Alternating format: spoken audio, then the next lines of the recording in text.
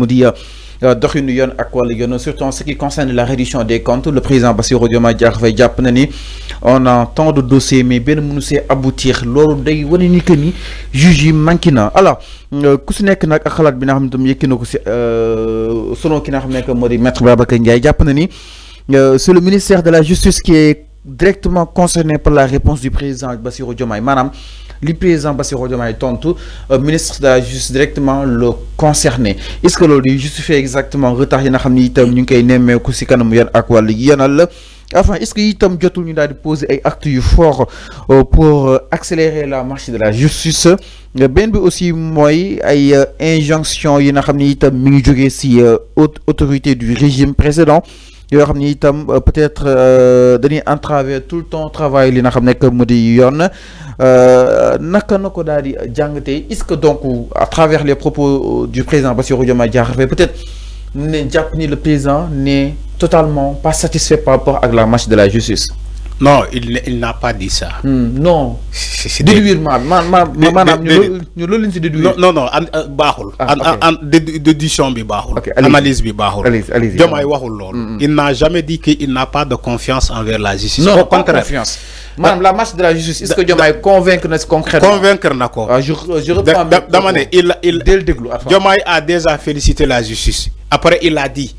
Même si magistrat yi doyul. yaa ngi dégg. man damay wax textuellement ce qu'il a dit même si yéen tapalekat yi gis naa leen ngeen di dem type ay plateau di jël ay propos Diomaye di ko génnee di ko contextualiser feneen alors que waxul loolu dafa ne justice Sénégal doyul kii bi magistrat yi doyuñu moom sax def na tout ba ñu renforcer ci la formation des magistrats recruter ñi augmenter comment dire formation bi c'est ce qu'il a dit parce que magistrat yi doyuñu te lu ñuy àtte dafa bëri c'est ce qu'il a dit te mu ne leen moom Diomaye il s'est orienté vers les assises de Diamniadio yi ñuy def ci la justice assises yooyu ñooy référence am xoolul feneen. Donc moom dafa jox fulla assises yi ñuy def ci la réforme et la modernisation de la justice moom ci loolu lay dox c'est ce qu'il a dit. Même nit ki boo bokkulee ak moom mais da nga koy nangul lu mu wax bul jël ay kàddoom di ko contextualiser feneen loolu tappalekat yi ñoo koy def. manipulateurs yi ñoo koy def rambaajikat yi ñoo koy def. dama ne may ma ñëw foofu. dama ne si kàddu Diomaye lu mu wax dafa simple. Il fait confiance à la justice. te justice lu muy liggéeyee satisfaire na ko. Là où il a énuméré il a dit la justice est rendue au nom du peuple même si. Parfois peut-être dafa jàpp ni peuple bi moo mën a def pression ci la justice dégg naa ay nit di analyser ce qu'il a dit que le peuple moo mën a def pression ci la justice xam nga lu tax mu wax ko même boo demee dans la constitution man je ne parle pas ci au nom que la justice est rendue au nom du peuple waxuma ci contexte boobu dama ne boo demee ci la constitution on nous dit que la souveraineté appartient au peuple. L'État est gouverné par le peuple et pour le peuple.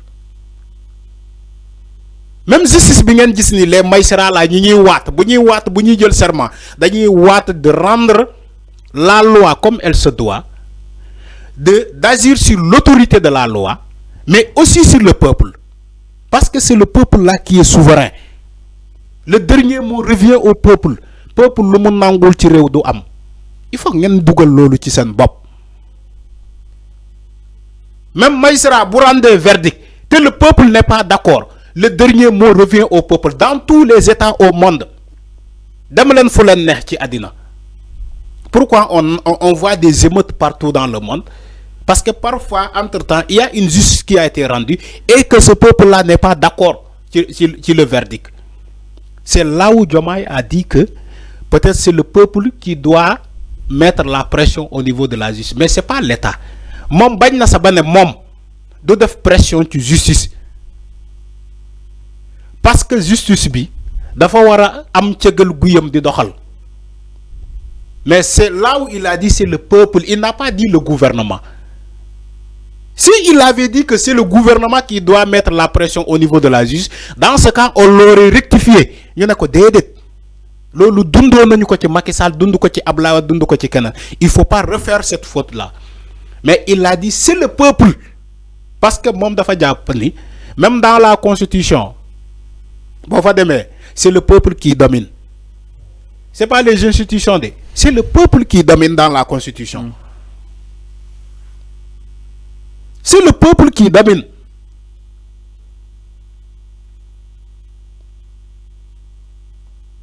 Est-ce que y a idée? Mais le mot am, on gouverne pour le peuple.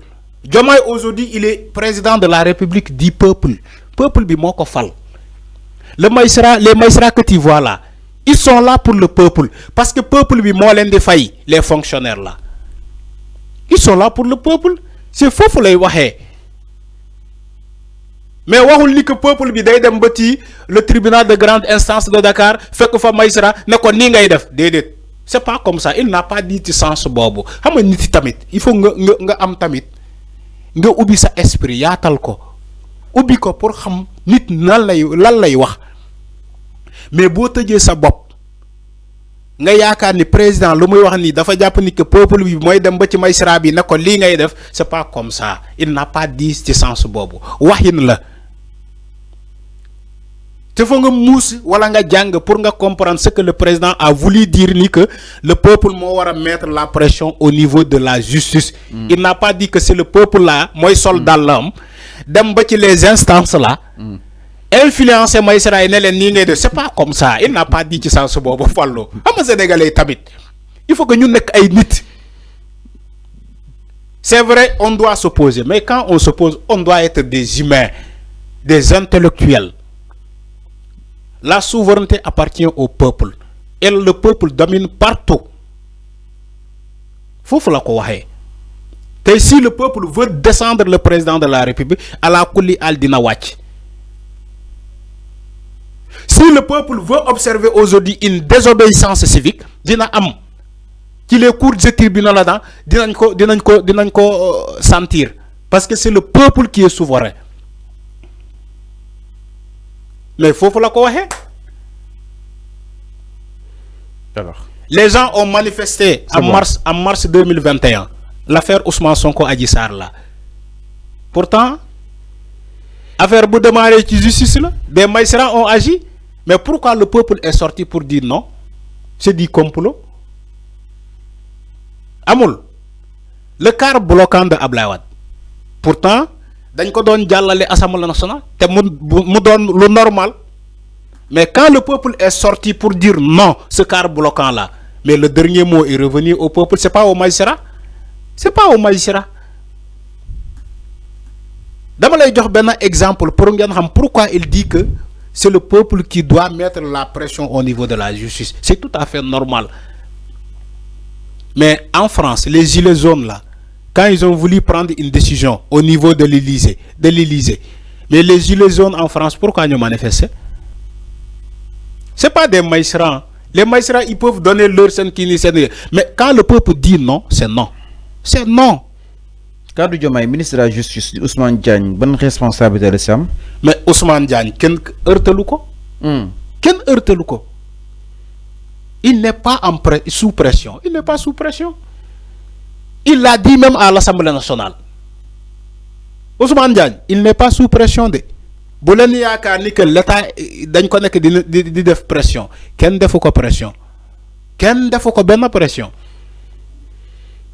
Nañu ñi apprendre à dire la vérité et laisser la manipulation. De dire oui, est-ce que man dégg naa lire naa tey ci presse ñi naan oui, est-ce que Diomaye ak le ministre de la Justice est-ce que duñu dem ba tàkkali ko?